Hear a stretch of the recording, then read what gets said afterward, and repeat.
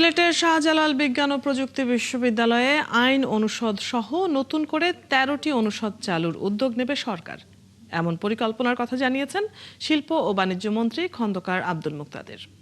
দুপুরে শাবিপ্রবিতে SME foundation ও SUST career আয়োজিত এক অনুষ্ঠানে প্রধান অতিথির বক্তব্যে তিনি এই আশ্বাস দেন।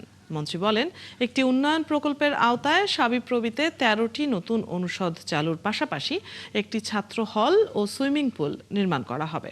এর মাধ্যমে বিশ্ববিদ্যালয়ের শিক্ষা ও অবকাঠামোগত সক্ষমতা আরও বাড়বে বলে তিনি আশা প্রকাশ করেন।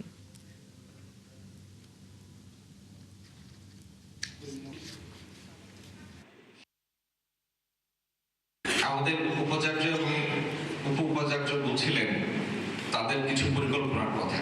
তার মধ্যে একটি হলো তারা ১৩টি নতুন ডিপার্টমেন্ট তৈরি করতে চান, সৃষ্টি করতে চান।